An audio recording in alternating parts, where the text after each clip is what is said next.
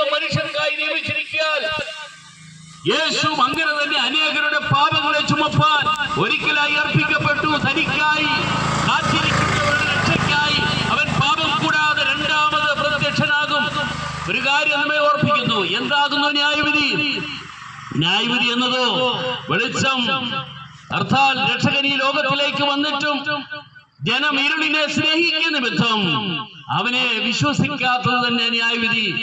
ന്യായവിധിയിൽ ജീവിക്കുന്ന മനുഷ്യന് ന്യായവിധിയിൽ നിന്നുള്ള വിടുതൽ എങ്ങനെയാണ്? റോമാലേഖനം 8-ാം അധ്യായത്തിന്റെ 1-ാം വാക്യത്തിൽ ഇങ്ങനെ രേഖപ്പെടുത്തിയിട്ടുണ്ട്. ആകയാൽ ക്രിസ്തു യേശുവിൽ ഐക്യപ്പെട്ടിരിക്കുന്നവർക്ക് ശിക്ഷാവിധിയില്ല. ന്യായവിധി ഇല്ലാത്ത ജനമുണ്ട് കേട്ടോ. എന്താ കാര്യം? പാപത്തിന്റെ ശമ്പളമാകുന്ന മരണത്തിൽ നിന്ന് വിടുതൽ നൽകുവാൻ ലോകരക്ഷിതാവായ യേശു ഒരിക്കൽ പാപത്തിന്റെ ശിക്ഷ അനുഭവിച്ചു, മരണത്തിന്റെ ജയം വരിച്ചു, ഉയർത്തെഴുന്നേറ്റു. അതുകൊണ്ട് നമ്മൾ പ്രത്യേകം ഒന്നും ചെയ്യണ്ട. ഇനി മല കയറണമെന്നല്ല പറഞ്ഞേ, അതിന് മാല ഇടണമെന്നല്ല പറഞ്ഞേ, അതിന് കുരിശ് തൂക്കണമെന്നല്ല പറഞ്ഞേ, കുരിശ് ചുമന്നുകൊണ്ട് മല കയറണമെന്നല്ല പറഞ്ഞേ.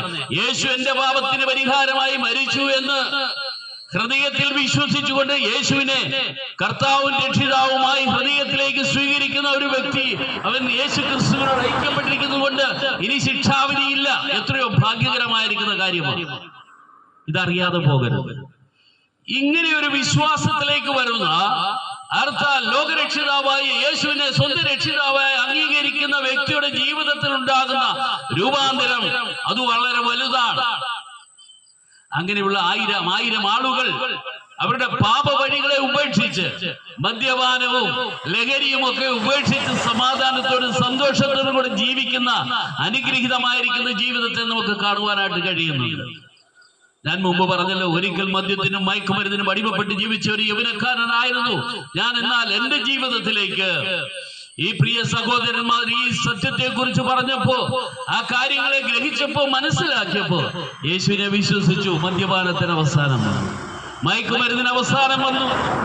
ഇന്നും മദ്യപത്തിനും മയക്കുമരുന്നിനും അടിമപ്പെട്ട് അമ്മയെയും അപ്പനെയും അറിയാതെ, സഹോദരനെയും സഹോദരിയെയും തിരിച്ചറിയാതെ, സ്വന്തം പെങ്ങളെ തിരിച്ചറിയാതെ അവരെ കശാപ്പ് ചെയ്യുന്ന, കൊല ചെയ്യുന്ന, ഇത്രയും അധാർമികമായിരിക്കുന്ന നീചമായിരിക്കുന്ന കർമ്മങ്ങൾ ചെയ്തു പോകുന്ന വ്യക്തികൾ എന്തുകൊണ്ട് അങ്ങനെ ജീവിക്കുന്നു എന്ന് ചോദിച്ചാൽ, അവർ പാപത്തിന് അധീനരായി, പാപത്തിന് അടിമകളായി, മരണത്തിന് അടിമകളായി മരണത്തിലേക്ക് നീങ്ങിക്കൊണ്ടിരിക്കുകയാണ്.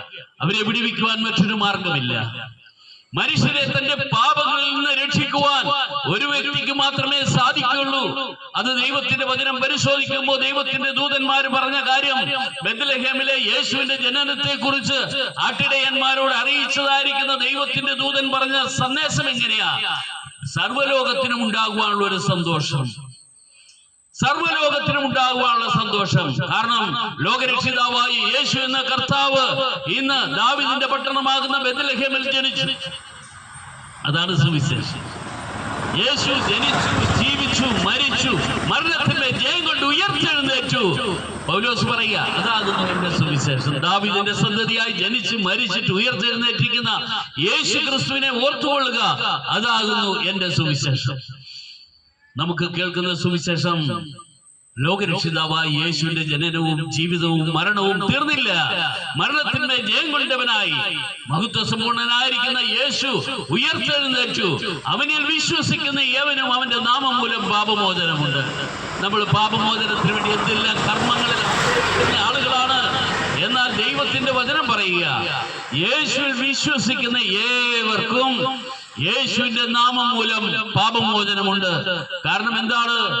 ഫിലിപ്പി ലേഖനം പറയുക, അവൻ ദൈവത്തോടുള്ള സമത്വം മുറുകെ പിടിച്ചുകൊള്ളണമെന്ന് നിരൂപിക്കാതെ, അവൻ ദൈവമായിരിക്കും ദൈവത്തിന്റെ ആ ഘനത്തോടും ഭാവത്തോടും മഹത്വത്തോടും കൂടെ സ്വർഗത്തിൽ തന്നെ ആയിരിക്കുവാൻ തുനിയാതെ മാനവരക്ഷയ്ക്ക് വേണ്ടി താൻ താഴ്ച അനുഭവിച്ചു.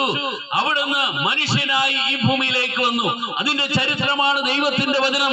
അതിന്റെ ചരിത്രമാണ് ദൈവവചനത്തിൽ നമുക്ക് വായിക്കുവാനായിട്ട് കഴിയുന്നത്. ദാവീദിന്റെ സന്തതിയായി ജനിച്ചവൻ കന്യാജനനത്തിലൂടെ കാലത്തിലേക്ക് കടന്നു വന്നു.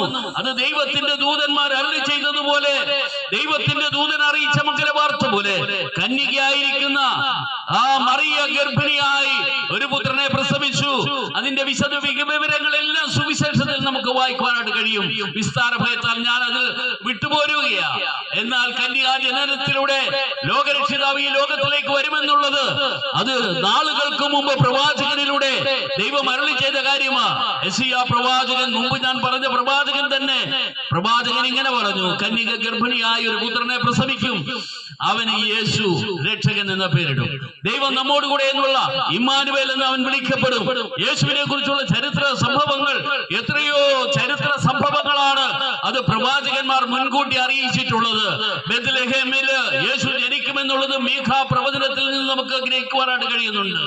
യേശുവിന്റെ ജനനത്തിന് നൂറ്റാണ്ടുകൾക്കപ്പുറം യേശുവിന്റെ ജനനത്തെ ദൈവത്തിന്റെ തിരുവെഴുത്തുകളിലൂടെ പ്രവാചകന്മാരിലൂടെ അരുളി ചെയ്തിട്ട് കാലത്തിന് നിവർത്തി വന്നപ്പോ യേശു ക്രിസ്തു കന്യാസുതനായി ന്യായപ്രമാണത്തിൽ ജനിച്ചവനായി അവിടുന്ന് ഈ ഭൂമിയിൽ ഭൂജാതനായി. മാത്രമല്ല അവിടുത്തെ ജീവിതം അത് നിസ്തുല്യമാ, അതിന് തുല്യമായിട്ട് മറ്റാരും ജീവിച്ചിട്ടില്ല. കാരണം അവനൊന്ന് മനുഷ്യനായി വിളങ്ങിയെന്ന് തിരുവെഴുത്ത് രേഖപ്പെടുത്തിയിരിക്കുക.